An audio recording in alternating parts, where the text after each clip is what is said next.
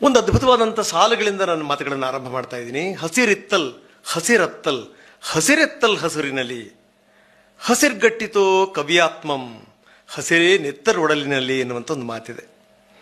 ಬಹುಶಃ ನನಗನ್ಸುತ್ತೆ ಯಲ್ಲಪ್ಪ ರೆಡ್ಡಿ ಅವರು ನೋಡಿದಂಥ ಸಂದರ್ಭದಲ್ಲಿ ಅವರ ದೇಹದಲ್ಲಿ ಹರಿಯುವಂಥ ರಕ್ತದ ಬಣ್ಣ ಕೆಂಪಿದೆಯೋ ಅಥವಾ ಹಸಿರಿದೆಯೋ ಅಂತ ನೋಡಬೇಕು ಅಂತ ಅನ್ಸುತ್ತೆ ನನಗೆ.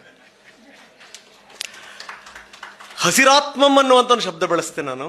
ಬಹುಶಃ ಏನು ಅಂದರೆ ಆ ಹಸಿರಾತ್ಮದ ಜೊತೆಗೆ ಸಂಬಂಧಪಟ್ಟಿರುವಂಥ ತಾವೆಲ್ಲರೂ ಇದಿರಲ್ಲ, ನನ್ನನ್ನು ಸೇರ್ಕೊಂಡಂಗೆ ನಾವು ಭಾಗ್ಯಶಾಲಿಗಳು ಅಂತ ಹೇಳ್ತಾ ನನ್ನ ಮಾತನ್ನು ನಾನು ಶುರು ಮಾಡ್ತಾ ಇದ್ದೀನಿ.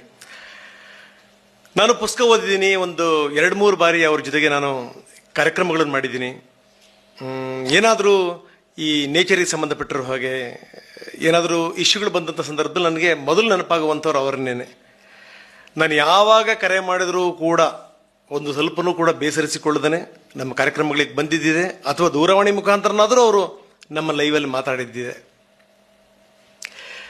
ಅವರ ಪುಸ್ತಕ ನೋಡಿದಂಥ ಸಂದರ್ಭದಲ್ಲಿ ನನಗನ್ಸಿದ್ದು ಬಹಳಷ್ಟು ವಿಷಯಗಳ ಅನಾವರಣ ಆಗಿದೆ ಆ ಪುಸ್ತಕದಲ್ಲಿ.